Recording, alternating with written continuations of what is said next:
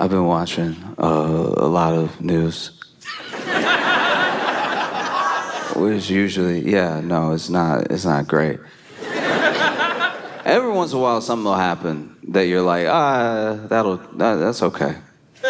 I'll let that slide. It'll be bad news, but it's bad news that you can like live with, you know? Like there's one particular squirrel that's been attacking a bunch of people, and it's like really getting them. It's like the news came. You know how much a squirrel has a scratch? You know how deep it has to get to be newsworthy? Like the news came and interviewed all these people. So far, he's got like 2 victims. Both people are like, he came right at me. But mostly is bad in a bigger way. Do you know what I mean? Like, okay, this is, I guess, what bothers me the most is who they interview as well. When you're watching the news, you end up watching a lot of rich people, but they won't have anything to do with what's happening, really. It's like, why are you asking what he thinks? He does have money, yes, but like he wasn't even there. That's weird. And then sometimes the news will be about them because they're rich and they're moving money around. And we've done a thing now where we've equated being rich with being important. Because obviously money has power, it can bring you influence. But then at a certain point, you have to just accept that, like, yes, they have money. They don't know anything else. Do you know what I mean? Like, and I mean that from a place of like, we have equated having money with being really smart. You must be really smart if you got the money. Because you must be brilliant if you have lots of money, because it's the only way you can get money. Dude, I'm just saying, that's how they teach it. They're like, man, this guy was really smart. He had all the money. I'm sure he came about it by completely legal and ethical means, but like he has all this money. So he's probably really smart. We should just listen to him. And it's like, if that was how you got money, then yes. But it isn't. There's so many different ways to get money. Some people had an idea. They invented something. And then a lot of people were like, that's a great idea. We're glad you invented that. And then they buy so much of it that now this person is rich. Or you write a book. You write a book. You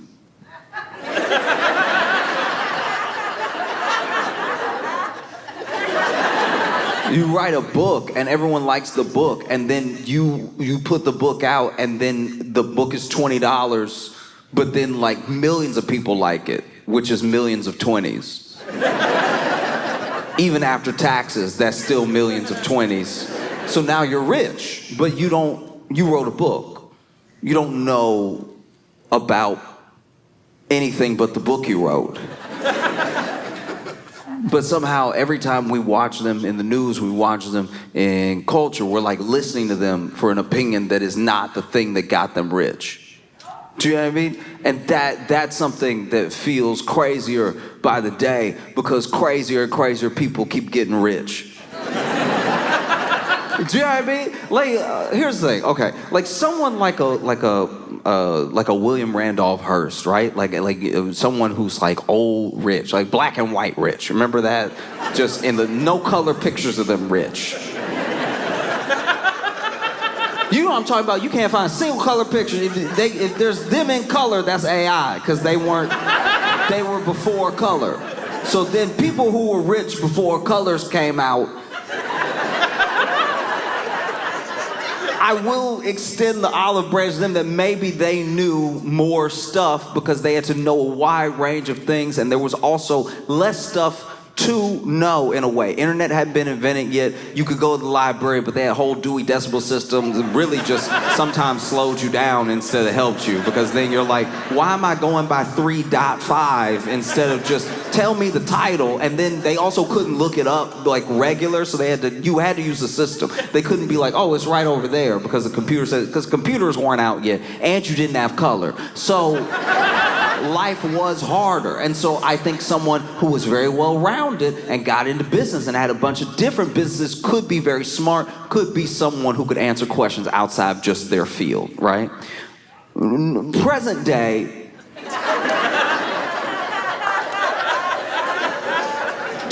the day, it's harder. It's harder to be smart about everything because everyone has access to almost everything. It also depends on how you made your money. Did you make your money from inventing something? Did you write a book? Did you start a company? And then the company was really successful. So successful, you could buy another company. And then now you have like 3 subsidiary companies under you. They're all doing well. Your big company's doing well. You're very successful. You know what to do when it comes to business. That doesn't mean you know anything about, like, I don't know, the environment. But maybe you made your money millions, maybe even a couple billion from buying with some starter money, some funding from people. You bought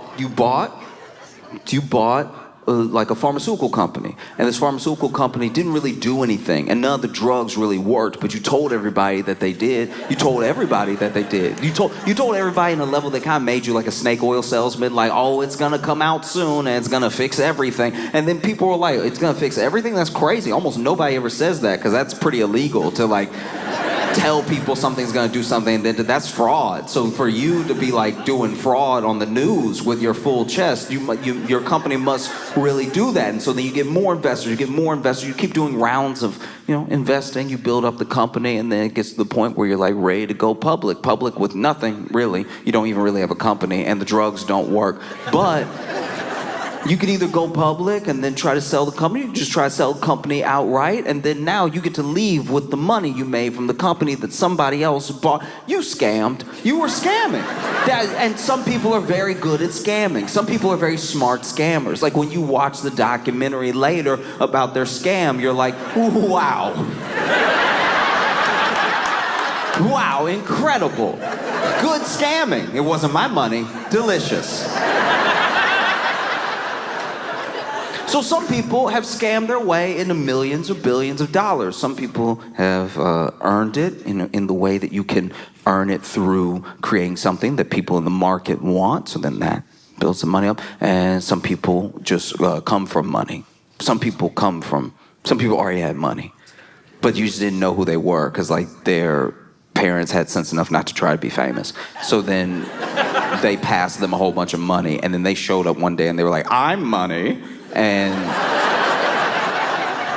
then it's like, oh, okay, did he make all that money to just have money out of nowhere like that? It's like, no, he's actually really rich. And then you get what we have, like I had a friend who was talking to me about Elon and was saying he's like this like super genius. He's like this super nerd genius. And I was like, oh, what makes you say that? Like why would you say that or something like it? Like what makes you think...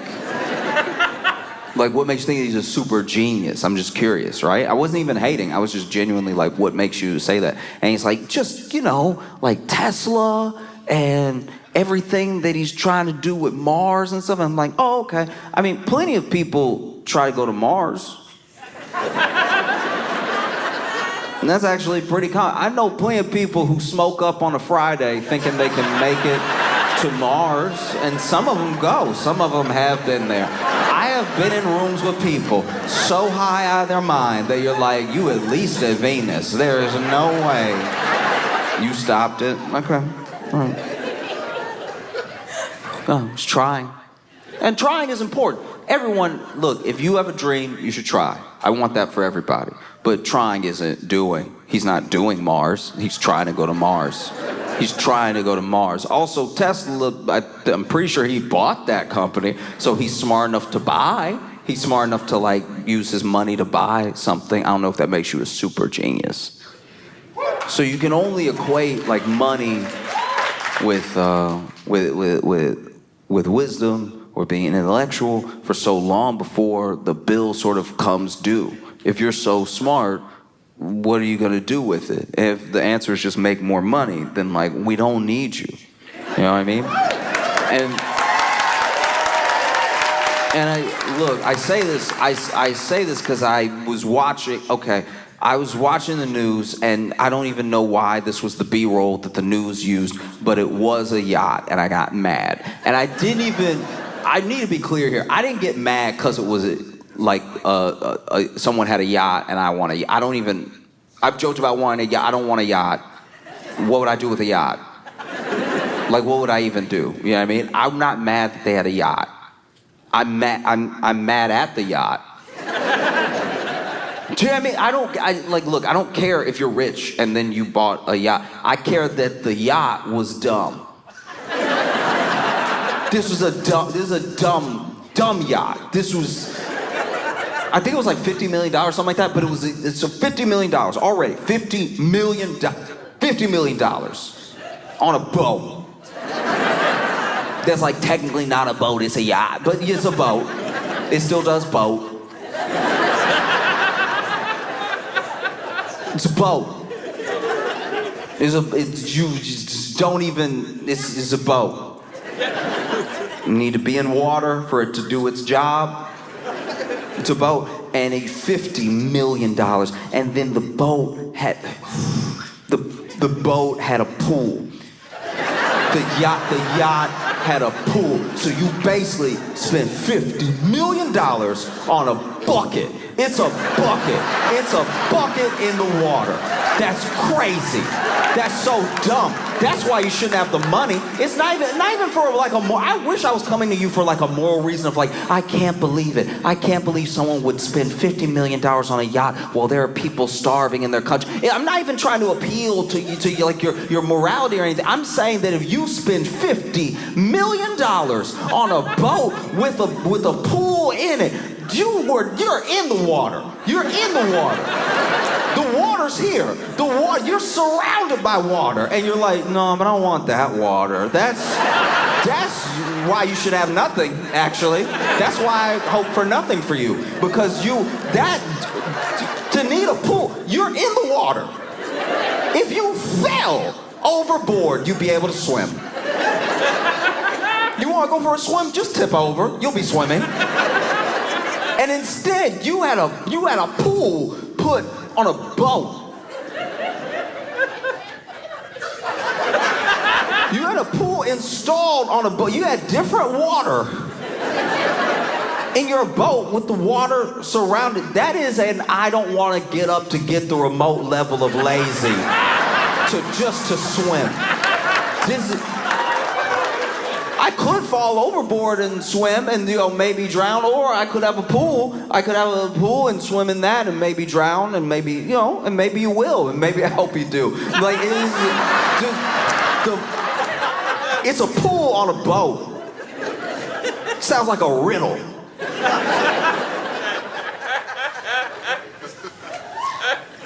Why would you? Did swimming in it. Swimming in it.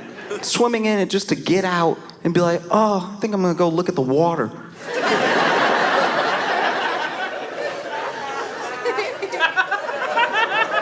A yacht with an infinity pool on it. A yacht with an infinity pool. You know what else is an infinity pool? You know the original infinity pool? You know the first infinity pool? It was a pool so big, people thought there was an edge and you would fall off. That's how big the actual infinity pool was that you're in right now, but you want it your own. And then on the yacht, this thing will be like $50 million. And then they'll give you a little tour of the yacht. I've watched a tour of a yacht before, because sometimes I hate watch things, because sometimes I have a lot of like hate in my heart, and you would think the only way to get hate out is with love, but sometimes it is with an overwhelming portion of hate. Like when you actually indulge in the hate, and then you have so much hate that it is spilling out of you, and then you look at all the hate on the floor and you're like, that was too much, let me not do that again. But for the level of hate that I had, I did watch a whole like Lifestyles of Rich and Famous type thing, let me tour my yacht, right? And so the whole time they were touring the yacht, he was showing me basically an apartment, which is kind of cool, but it's only cool because it's a yacht. If we were on land, you'd be like, oh, you're middle class. Like that's what's so insane about a yacht, is that it's like you get a tour of the yacht, and already there are things that, like, just to be on the yacht make you uncomfortable. So they'll have like 3 tiers, right? And they'll be walking around the boat, and you see even the cameraman trying to follow the rich person, trying to tour the yacht. There's not enough room between the rail and the side of the first floor apartment for you to really walk. So now he's over here being like, we got this one in 2015. Cameraman's trying not to fall overboard, and then he takes you inside and he's like, here's the bed, and the bed is like, fine. It's a bed. It's a bed. A bed. It's not mind-blowing.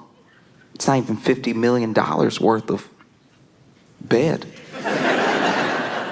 It's just a bed with some floor next to it. So far my mind isn't blown. Nobody's floating. Nobody's like floating in midair and making it look like a experience worth $50 million. And then, you know, they go up to the next level and they're like, oh, and we have a kitchen here. And it's like, the kitchen isn't a kitchen. It's like a kitchenette. Just like as someone who has lived in Brooklyn for a long time, this is my apartment. Maybe that's also why I'm upset. You put my apartment on a boat and then paid $50 million for it, and we're supposed to think that you're smart. No. No. Why? No, like, you know what I mean? Like, it's also like you're giving yourself away. You already are willing to buy a $50 million yacht while there are people struggling in every country in the world. It really doesn't matter where you're from. And I'm not even telling you what to do with your money. I'm just saying, just know that about yourself, that you're willing to buy a $50 million yacht and show it off as people are struggling in your country, whoever you are, whatever country this is. If you know, right? But then to be like, oh no, I'm just gonna be in international waters for like a kitchenette amount of time. All right, that sounds like crime. That sounds like... You kind of admitted to me that whatever, you plan to do something illegal. You're like, no, I'm gonna need a lot of supplies and a kitchenette. And I don't even know why I got mad about this, but they had a shower, but the shower wasn't like a shower. It wasn't, you know what I mean? Like, you've been in a nice hotel room with a shower, and you've been like, oh, this is great, and you could... The shower looked a little like prison. You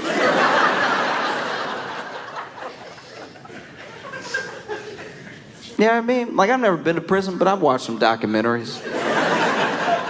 And the shower, just like, because they were trying to make it sound like it had all these features. They were like, you know, you can get the waterfall. There's also, a spout that shoots this way, and then you have the one that's like mounted into the wall that just shoots across. And I'm like, okay, if you say so. But in the world of showers, I've taken a lot of showers in my life, right? Every day, and the shower shooting across either screams high school gym or prison. Like, it's... The shower shooting across... Just a perpendicular shower is not luxury.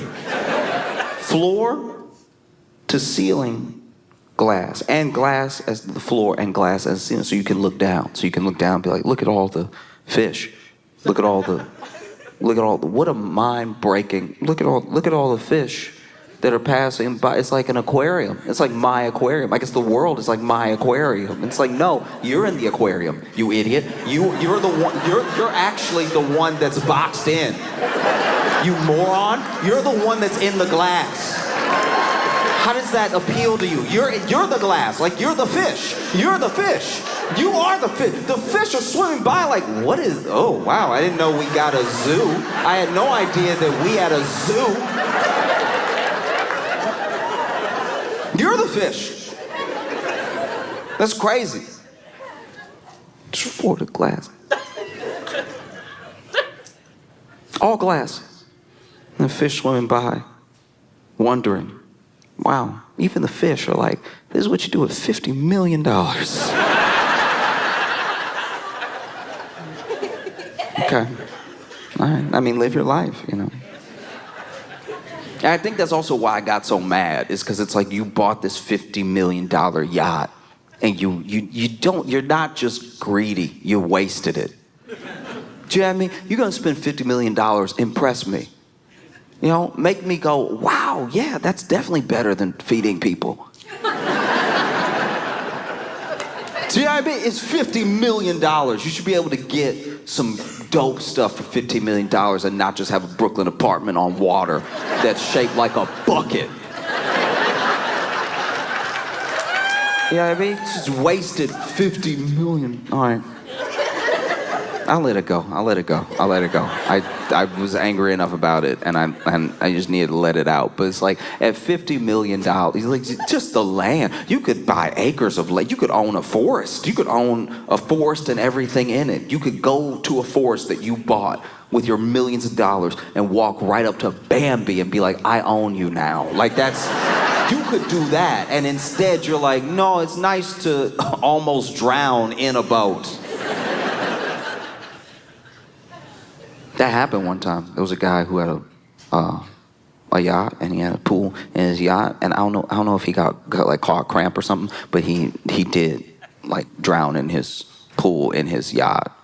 And I read about that, and I was like, and it's probably not a good response to have. That's not nice at all. You shouldn't do that. You shouldn't do what I did. But the laugh escaped. It wasn't like, I wasn't reading being like, ooh, I hope I see that. I was just reading, and then it was like, oh, okay. Wow. Because it's just, it happened, I think, because we became so genuinely obsessed with money. Like, the U.S., America, we start out as a sort of land of opportunity. People would come here for a fresh start. Usually, it was like a fresh start. It wasn't actually like this land. We have like a money-hungry, revisionist history of why people came here. There were people that came here because of religious persecution and for like a fresh start. Because you could get off a boat and just tell them your name was Larry, and they'd be like, all right, and then they'd write it down.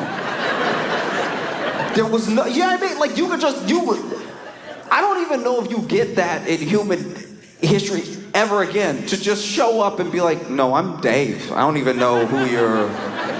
That's how we got, like, murderers. Like, there was a whole theory that, like, Jack the Ripper may have come to the U.S. That's how fresh of a start you could get. You could flee London after some of the most horrific crimes known to man, show up at Ellis Island, and even say, yeah, I'm Jack. Like, just, you could even tell them that, and they'd be like, all right, good to go. Mr. Rapar?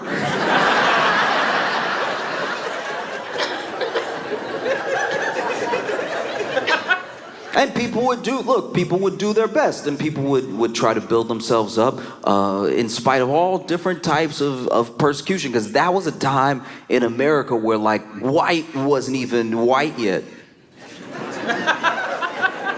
That is crazy, right? White was not, if you were Irish, it was like, you're what? You know what I mean? Like, it was, like, I've been reading about it in history. Italian, you would be Italian, they'd be like, oh. I don't even know who was white. Looking back at it, it's like, I guess if you were British, but then if you were too British, they were like, I don't think you're loyal to this country. You accent all thick.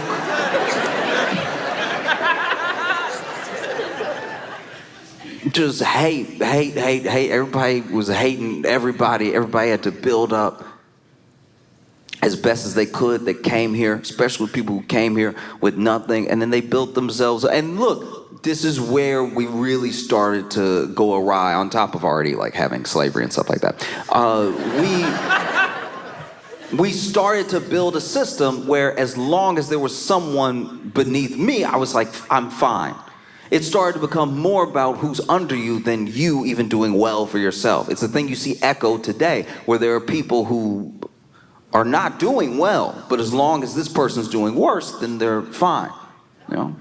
And as you build up, as you have more and more money, as you can pass down more and more money to your kids and everything, as you can one day be so rich that you pass down the money, and then you pass away, and then your kid shows up at the news one day to be like, I'm money. Like that, that kind of turned into what the American dream was. It went from like land of opportunity, get a little slice of this place for yourself, really build something, be able to take care of yourself and your family, and it became like, are you rich?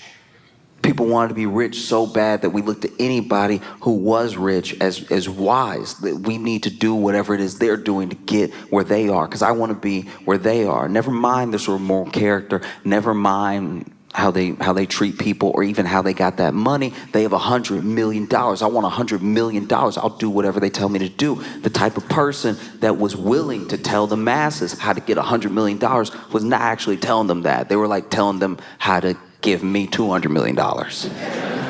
And I think it doesn't become apparent how crazy that level of wealth is always, because we're used to these people as characters. Right? So like you're used to like a Zuckerberg as an idea of a person, because he is an idea of a person. You know what I mean? Like, it's like, no, look. I'm saying that he is his idea of a person. Like you this isn't coming out right. I'm saying that he is doing a perfectly fine first impression of a person. I'm saying, I want you to hear me when I say this. I'm saying that, you know how when your 4-year-old draws you, that's what he's doing as a person. Like he is, as a person, Mark Zuckerberg is being like, hello. That's what people say, right? Hello. And so he has, over $100 billion. And I think we can fathom that money, but we can't. Even when you try to count it, even when people make charts and they're like, guys, a billionaire doesn't even fit on the chart, right?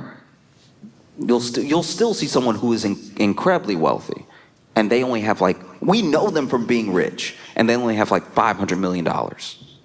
Like that's how crazy it is. It's like they're halfway to 1/100th of where Zuckerberg is. I think that's why I get so frustrated when I see the news, because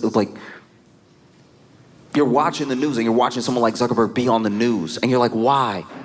What could he possibly have to say that should be on the news? And here we're clearly stations are on sides, networks are on sides, right? But no matter what side, they can't just be like, this should never happen. And that's because we let rich people buy up all the news. So now a rich person owns the news. And so even if a journalist, someone who went to school to be a journalist, and someone who would like to tell people the truth as they find it out, they would like to do what they do in France, where in France they're like, this is the news in French. And then they want to do that, but in English for us. And then someone comes up to them right before they go live on air, and they're like, oh, don't say it's bad though, just say it's happening. You know? And so you see Zuckerberg have this huge, huge data center that's gonna decimate everything around it, and why? Like truly why? I don't think we know. We're watching these people, watching 5 companies basically prop up the S&P 500. S&P 500 is made of, I think, 500 companies.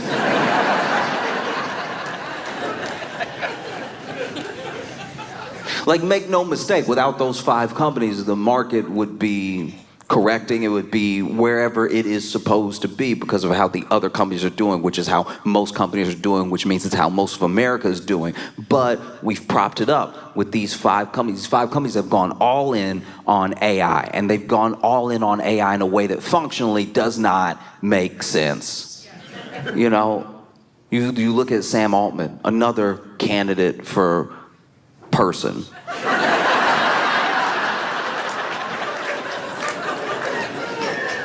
You know what I mean? Like Sam Altman only looks confused when you ask him a moral question.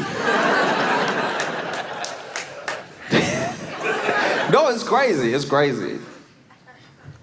There's a look. All right, I shouldn't even really talk about this, but it was wild. I watched like Tucker Carlson interview Sam Altman, and Tucker Carlson kind of implied, he was like, hey, there was that OpenAI whistleblower who basically said that y'all were violating copyright law and like stealing a bunch of information and everything, and then he died mysteriously. What do you think about that?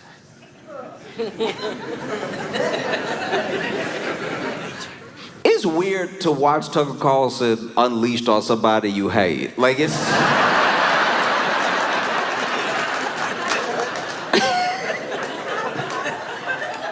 It's like when the bulldog that you've been scared of in your neighborhood your whole life finally bites your bully. You're kind of like...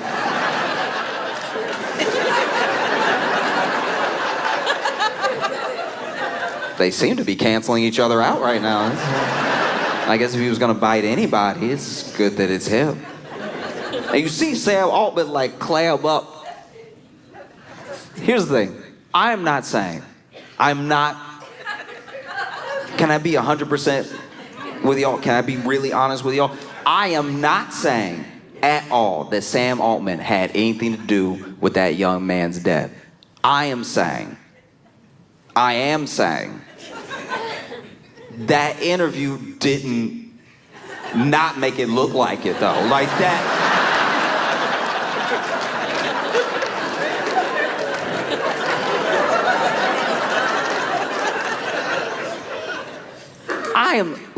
I try my best not to judge people because sometimes I don't even know what I'm gonna react like or do next in a certain scenario, right? And I think too often what we do to people is we say, I know they did this thing because of this thing, right? But all I'm saying is when you watch the interview,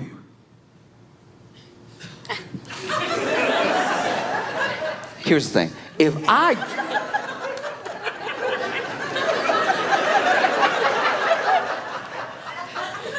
I didn't like someone, right? I would be like, what? What kind of accusations? What are you trying to say? He asks him, and Sam is like,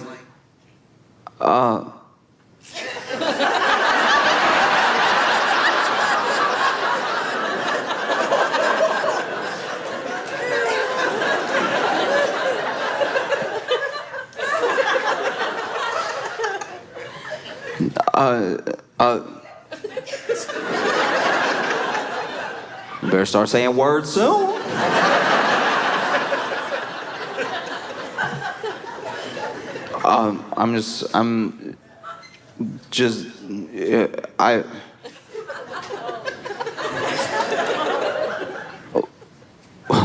One of two things needs to happen in the next millisecond.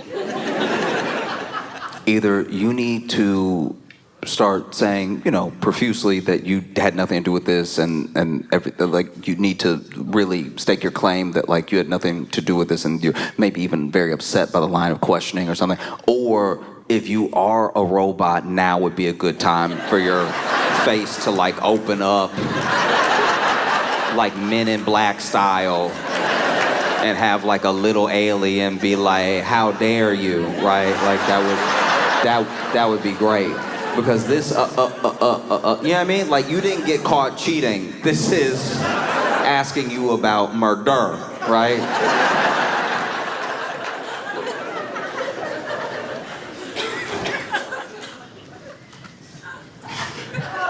No. None of that. Just a lot of like, it was very sad, and we, actually, no,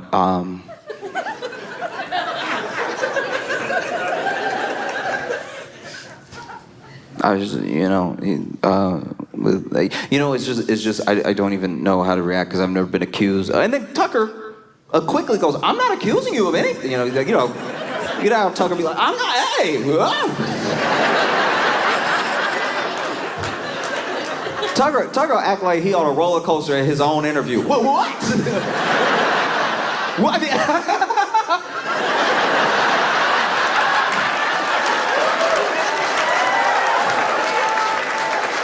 No, I'm not. That's concerning, right? That's yeah, someone could beg the question, right?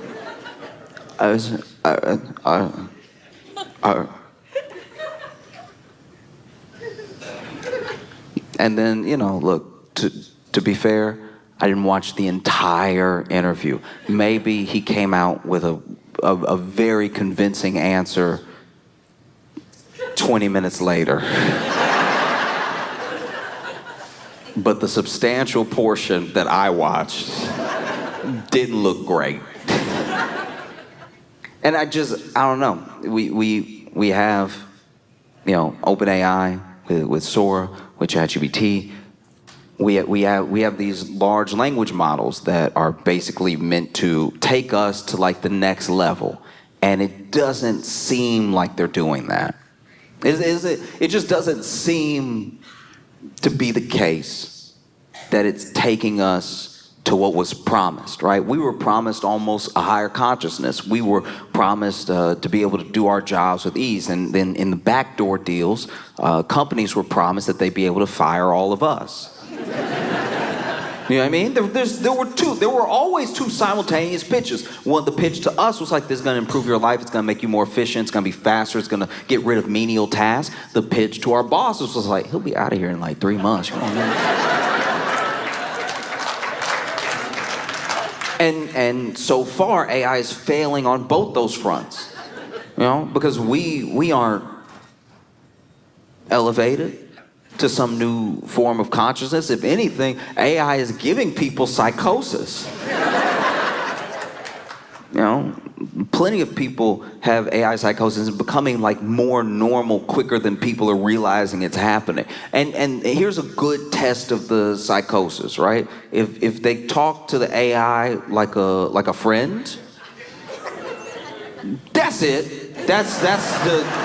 Did they name it? Is it called ChatGPT, but they called it Clarence? Then yes. They're in it now. If you're here and you're like, don't talk about Jan like that, you need to break loose. I pray for healing in your life, that you can break the psychosis. Because these large language models, they are imitations of what it would be like to connect with a person. It's not connecting with a person. It's doing an imitation of a person. And it's doing a better imitation of a person than we've seen so far. Even Zuckerberg can't touch the level of imitation of a person. This is why people think they're talking to a friend. And the understanding is that AI is going to destroy the planet. It needs so much energy to make a video of Pikachu pulling a cop over. The actual model, like you look at Sora, right? Because they just released Sora, and it can do all these things. It can like make Martin Luther King rap or whatever. Like it can do all of these like very weird things that nobody asked for. And apparently, every single one of those things costs OpenAI $5 to make. So like when people are just playing around on the thing and they're just like, look, I made Bob Ross high five Gandhi, $5. All right? So they are burning through money. We don't have a sustainable system for the energy. So why keep doing this thing? The theory is that they are doing it because they believe that when they get there, this thing will essentially be some sort of like all-knowing, all-understanding, thinking further, thinking light years ahead of us. It'll basically be God, right? And if they could like own God, then maybe they will be like a God, right? Because you'll basically have the company. You'll have the company that tells you every move to make in the market to own other companies, every move to make to protect yourself from other companies that are come after you. You would be done. You would be, you know what I mean? And that's terrifying. That's a terrifying idea that not only that someone would want that, but that they would barrel towards it at the risk of burning up the planet, of taking up all of the water, like it's an insatiable need for like power, for control, for influence. And then you watch the news and you see that these same people, these people that don't even know how to act like people, spend millions of dollars on a yacht that is basically a bucket. It's a bucket. It is. That's how you know they don't know anything.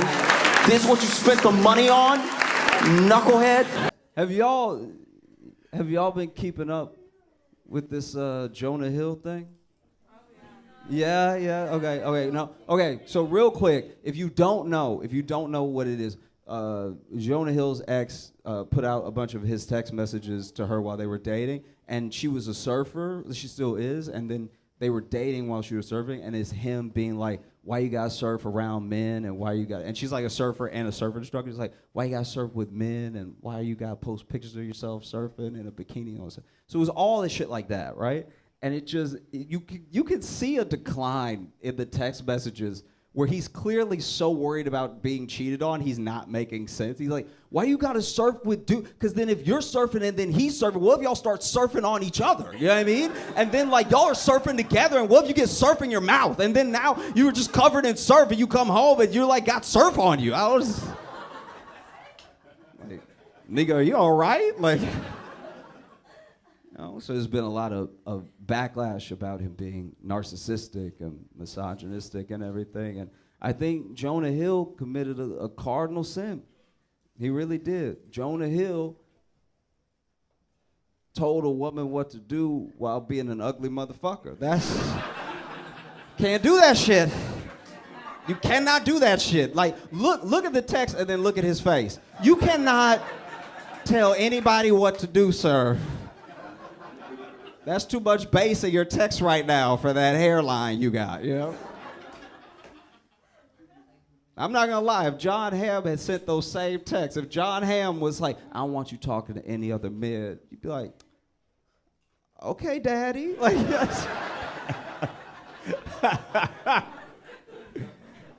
Did y'all see the Alabama brawl? Yo, who knew Wakanda was in Alabama? That was crazy. You know, that was wild. So many people came out of nowhere. That shit was like Black January 6th. That was like, that was crazy. If you didn't see the video, if you don't know what I'm talking about, I'll explain it really quick. Basically, there was this one guy. He was an employee of the place, right? And he was like asking these people to move their boat, you know? So it was a black employee, but he was asking these people who happened to be white that had the boat to move their boat, and they wouldn't move the boat. I don't even know if this part is true, but I heard that the riverfront boat that was waiting to dock had been waiting for like 40 minutes because these people refused to move, right? So finally he just keeps going, like, you gotta move the boat, you gotta move the boat. They get out of their boat, they're cursing at him, and he's not backing down. He's like, you have to move the boat, I work here, you have to move the boat. And then they just keep cursing at him. Finally they put hands on him, and then they start fighting him. And he did his best. He held his own for quite a while. So it's not like they beat his ass, but they were clearly ganging up on this dude, right? And, you know, a lot of people, as soon as they saw the video, they got upset. I got upset once. I thought it was going to bum me out just seeing like 5 white dudes ganging up on this like middle-aged black dude and everything. And some people were upset about the racial part immediately. But I'm not going to lie. I was distracted. I wasn't. I didn't hate these people because they were ganging up on them and they were white. I hated them because they had a boat. You know what I mean? This isn't just a race thing. These rich fucks with a boat are trying to beat up a working class person. Is insane. You know, made me furious. And then they started fighting them, and then like other people came. And, you know, a lot of black people already saw what was happening. So then when the riverfront boat docked and other black people who saw what was happening, they all just swarmed. It looked like, like that one episode in Game of Thrones where, you know, they were losing, but then just more just came down the mountain. It was like, I was like, God damn, okay, wow. Send in the troops, apparently. I should back up. When the fight started, the initial fight where the dude was getting ganged up on, he just threw his hat. Just threw it, and that almost felt like a signal. That was, as a black person, I didn't know that was our call to arms. I didn't know this was like, oh, okay, all right, we go now. That was wild to begin with. Then it was crazy because then so many people swarmed in, it turned into a huge brawl, and I don't know if you saw a video, but there was one person that wanted to help when they saw him getting jumped so badly that this nigga swam.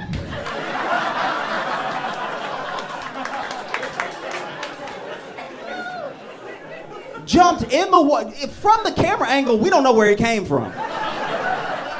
I'd like to think he came from Africa. I'd like to think he started swimming 6 weeks ago in preparation. Because look, if you know,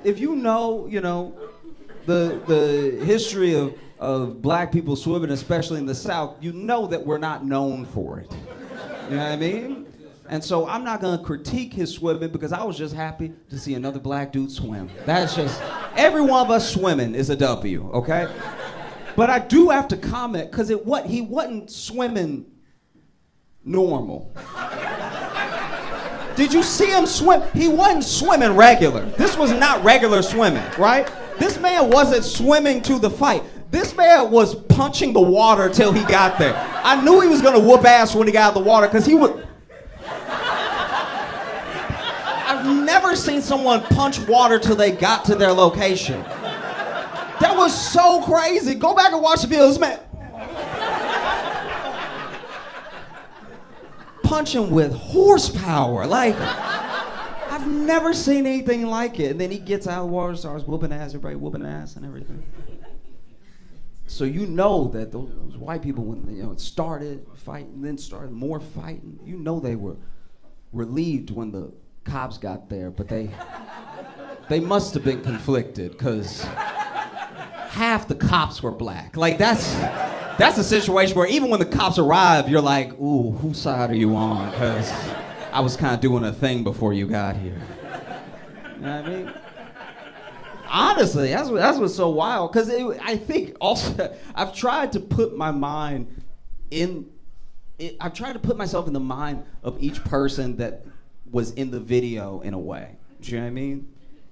Because that's a terrifying thing. To get jumped is a terrifying thing. Then the person swimming. Then I'm just trying to think about every angle that I could think about it from. I'm not gonna lie. That must have been a huge surprise, because you out here ganging up on this one dude with your buddies, and then before you know it, there's just like 50 black people. That's. Listen, I'm telling you right now, let's say y'all just blinked, and when you opened your eyes, there were 50 black people behind me. I'm not even saying you'd be scared, but you'd be surprised.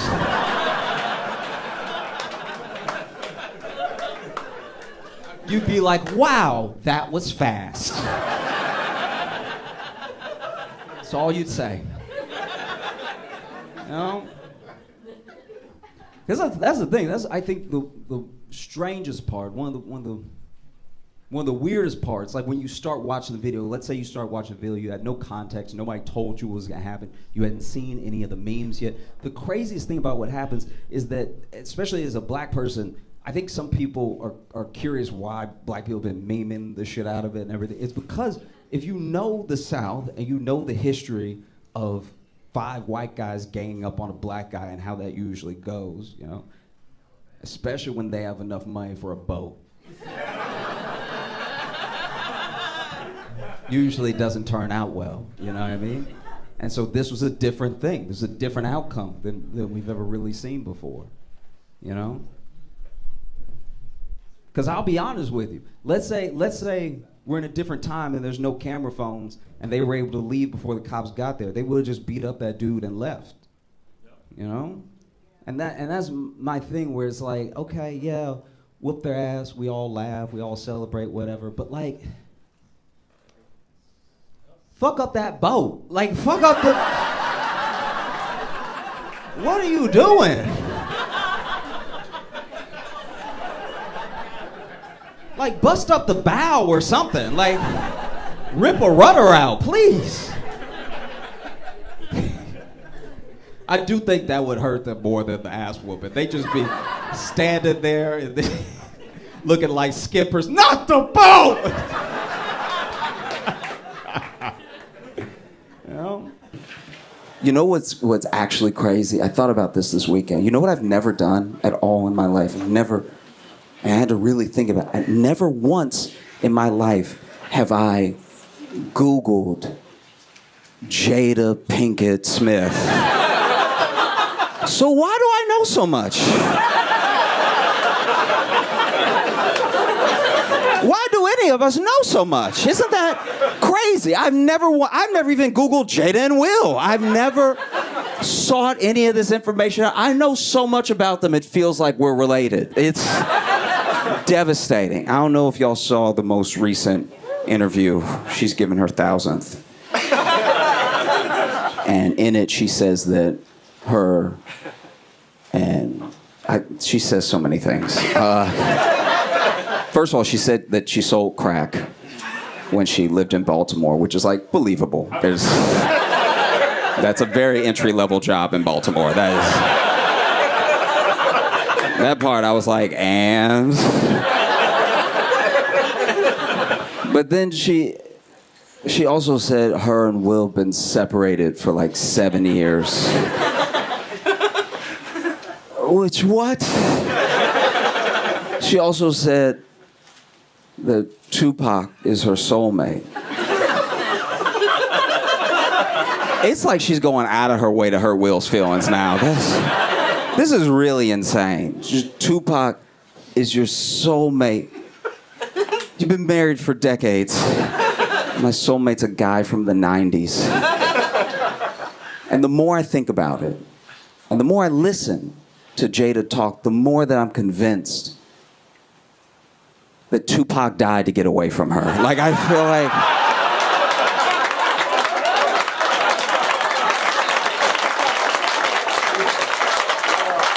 Easily. They dated for a while, you know what I mean? And then he got a taste of what Will has lived with. And then he was in Vegas, and he got into it with some dudes on some gang shit and stuff like that. And they shot at him, and he thought about what life would be like with Jada. And so he just leaned into the bullet. She said they haven't been together. Her and Will have not been together since 2016. Which does make the slap more confusing now. That's right, because like that, they haven't lived together since 2016. Now it feels less like you were defending your wife and more like you just wanted to hit Chris Rock. Like, turn that man to a tambourine for no reason. That's insane. It really is. Like, what? Not even defending your wife at this point. You were defending your neighbor, I guess. Haven't lived together since 2016. It also makes the entanglement more confusing now. Watching Will and Jada is just like the Black Inception. You know what I mean? It's just a nightmare and a nightmare and a nightmare. There's twists that nobody asked for. What? Entanglement. Because then, this is my thing.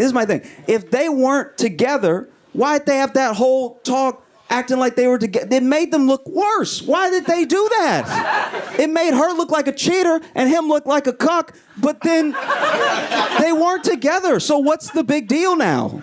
I mean, the big deal is that she fucked her son's friend, which is...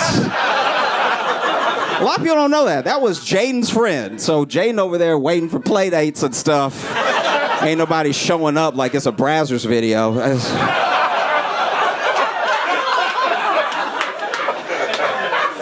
It's so chaotic.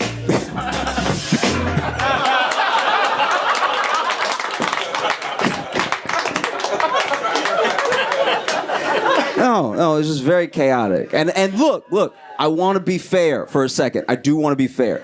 Everyone comes for Jada and everybody shits on Jada so hard. And I get it. It's easy because she won't stop talking. But like, some of this is on Will. We can all agree about some of this is genuinely on Will. People blame Jada for the slap. That's not her fault. That's a grown man. And he got up there and he slapped another grown man. You can't blame her for that. It's not like she used her powers. And people blame a lot of the marriage stuff on just Jada. Will is also married to Jada. You know what I mean? He could get a divorce if he wants to, but he doesn't want to. He does not want, and if you pay attention to the interviews, he said it. Divorce is not an option. He'd rather them live as single people and still be married than to get a divorce. Which is weird. It is weird. I understand. For a long time, they were the symbol of black love, especially in Hollywood, right? And that's a symbol that he carefully curated that maybe she didn't want to be a part of, but it's one of the reasons he can't let it go, because it's a failure that he will not accept, right? But to just live as two single people but still be married is weird. It's very odd. Who is it for? It's not for them. They're not together. It's not for us, because now she aired it out. Everybody knows. It's not for the kids, because they're already weird. So who is this for? And like, I mean, it must be rough. I do get it. I have empathy for both of them genuinely, because I think Will, you know, came on strong, wants to make it work and everything, and Jada was just not having it. And a part of me, you know, I'm wrapping up, but just a part of me, a part of me gets it. Because if it's not the life that she wanted, it shouldn't be the life she accepted. That's fair. You're an adult in the world and you make your own decisions and you need to live by them, right? But also, to be fair to her, I don't have a gorgeous millionaire trying to fuck me and marry me. I don't know. It probably seems pretty hard to turn down. I'm not gonna lie. Like if Zendaya walked in here right now and y'all look like you're together, if she told you, bro, if she was like, I want to marry you and be with you for the rest of my life, you'd probably be like, look, I'm in a happy relationship and I found my happiness. I hope you find yours. I'm not saying it'd be easy to say to her. You'd probably say it after I do, but I don't know if y'all saw, but Sam Bankman-Fried was found guilty on all charges. If you don't know who Sam Bankman-Fried is, he's the dude who looked like somebody microwave Shia LaBeouf. He was behind a multi-billion-dollar crypto scandal, and took a lot of people's money. Had a lot of powerful friends, so he could take a lot of people's money. He was found guilty, and he made a serious mistake. He stole money from rich people. When you think about it, it's really all he did wrong. If you steal from the poor, you're gonna be pretty good off. Like, I don't know. This dude is gonna go away for a long time, which is crazy because I don't really understand what he did. But I'm glad he didn't do it to me. I'm like, you ever just, because I never got into crypto because I didn't understand it, so you ever just be so dumb you miss a whole tragedy? Because I saw the whole thing coming. I was having FOMO and everything, and then everybody started losing their money. I was like, maybe it pays to not read sometimes. Maybe it's to my benefit that I have stayed as ignorant as possible on very specific subjects in life. I was having a conversation with a friend from back home, and so many things worked in connection together to get me where I am. I saw this article about this guy. I think his name's, I might be mispronouncing it, but Brian Mwende, and he is in Kenya, and he was a lawyer. He was a fake lawyer. And he won 26 cases straight.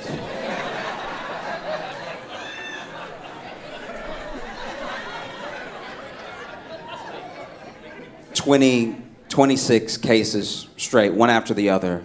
WWWW. And then they finally caught him. And now he is awaiting trial, where I pray he represents himself.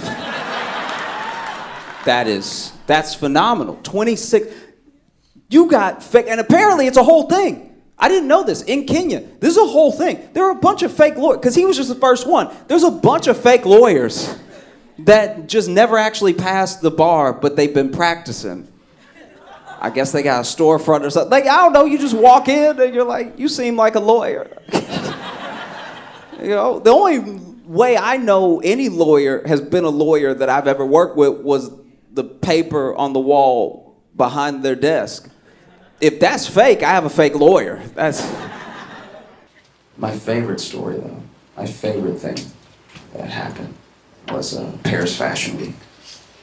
If y'all aren't familiar, Paris has Fashion Week, and all these people high up in the fashion world, rich people, celebrities, they all descended on Paris for a week to see and be seen and stuff. And while they were there was an outbreak of bed bugs, which is hilarious. It couldn't be. You gathered all the richest people in the world together in one place and gave them bed bugs? Are we sure this wasn't an activist? You sure this wasn't Greta Thunberg trying new things? You know what I mean? Just her sitting there like, you take a jet, you pays the price. You know, could have been, we don't know. But it was amazing. They gave all those rich people bed bugs. It made me laugh so hard because it's Fashion Week, so half of them dress like bed bugs to begin with. So like, bed bugs probably thought it was mating season, you know what I mean? They were seeing them walk by like, okay, come through, thickness. I'm gonna take a bite of you later. But no, people from Fashion Week spoke to the press and the public. People from the local government spoke to the press and the public and everything. And mostly everyone was trying to maintain a sense of calm the entire time, right? We're very sorry that this is happening. This is not a reflection on our beautiful city. We're doing our best to move people. Just please stick with us, right? But there was one person that was my favorite. The deputy mayor also spoke to the public and the press. But when the deputy mayor came out, he was like, it's an outbreak. No one is safe. What kind of leader says no one is safe? We just came out of a global pandemic where no country's leader said no one is safe, even when no one was safe. That's crazy. Then the mayor, because the mayor came out, she was ready. She was like prim, proper. She made me feel reassured I wasn't even in Paris, right? And then she got this assistant-ass mayor behind her. No one is safe. She's probably like, get him out of here. It's crazy. No one is safe. Every leader I've ever had has tried to maintain a sense of calm in a crisis. I remember when I was in middle school, in English class. And English class was after lunch. And I'd seen this kid at lunch, and he had a nasty-ass lunch. I don't know what it was, but as soon as I saw it, I was like, he gonna be sick. That is disgusting. And so then I sat as far away from him as I could, corner of the classroom. And then middle of class, sure enough, his stomach started bubbling. And we all hear it. He just over here taking notes like... looking at us like, y'all don't hear me, right? It's like, of course we hear you. His stomach is loud as hell. And then in the middle class, he jumps up and runs out. And on the way to running out, because he was very sick, he threw up on the back of like 7 kids' heads. And our teacher said, calm down. I know y'all just got thrown up on. Let me get some towels. It's gonna be fine. She didn't say, no one is safe. You see what I mean? I worked at an Italian restaurant that burned down, right? It burned down, and even as the head chef was trying to put the flames out on his back, no one yelled, no one is safe. We just tried to put this man out. Actually, one of my favorite things about when that happened was, okay, so the chef is on fire, right? Like, and then the line cook ran out to the dining hall where everybody else was, and then just yelled to the whole dining hall, we on fire, motherfuckers! Which is like as informative as it is unhelpful. Like, he's telling them the details, but not enough to get them moving. Also, we are not on fire, just he is on fire. Some of the building is on fire, but mostly as we, it's just him. He on fire by himself, right? And so no one knows what to do, because even if someone ran in now and was like, we on fire, motherfuckers, you wouldn't immediately jump up and run. They looked at him and they were like, so is he on drugs or what's And it wasn't until the chef ran out behind him out the door with a couple flames still on his back that everybody cleared out. He yelled, we on fire, motherfuckers. He didn't yell, no one is safe. What would even possess you to put the words to get to the public, no one is safe?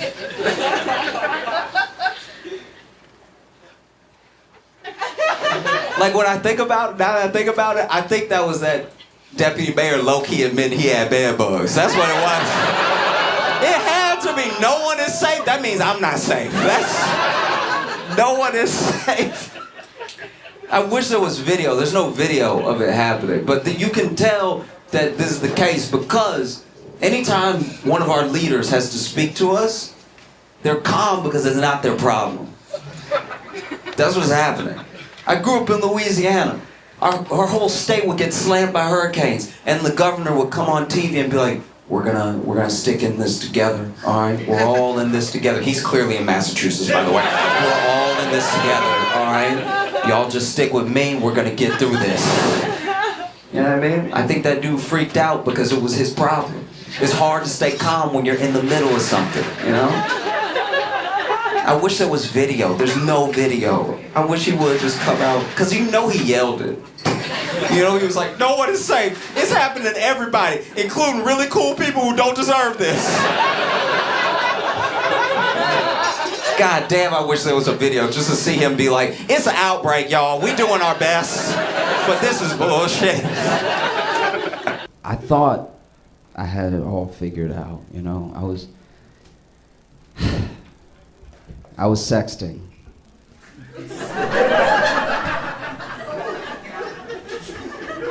And sexting's a very precarious situation. You want to make sure you're sexting at the right time, you know? Because if it's like 8 o'clock, you still got other people texting you, you know? You don't want to accidentally send a text that's incoming to somebody because you opened the thing, you know what I mean?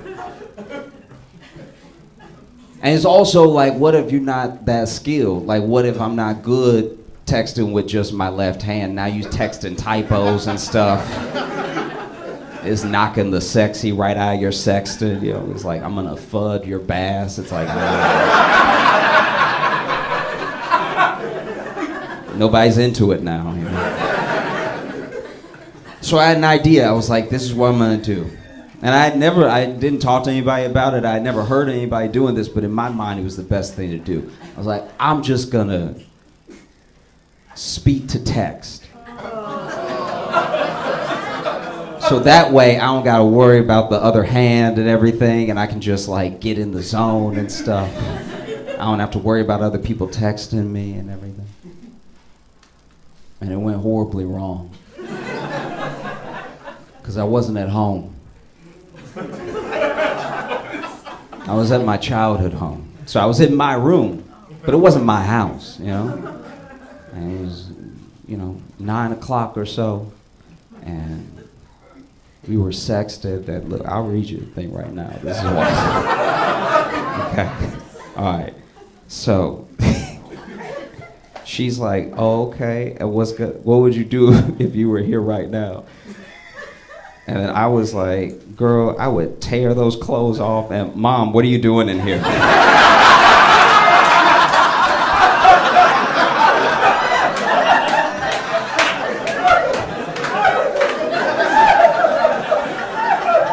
Mom, I had the door closed. You can't just open the door.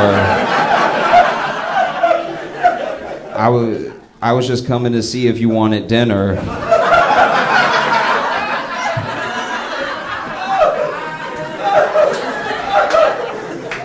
No, I'm okay. Mom, get out right now.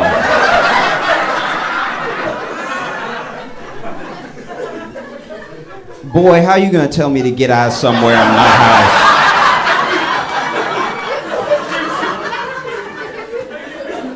I'm sorry, Mom, please, can you please leave and close the door?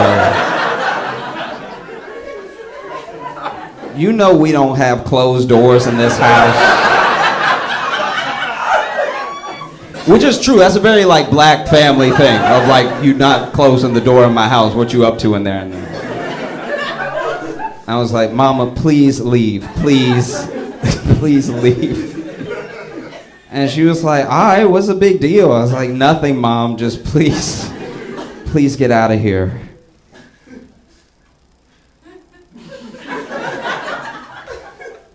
So anyway, girl, I would say, all right, thank y'all so much. Y'all have a great night.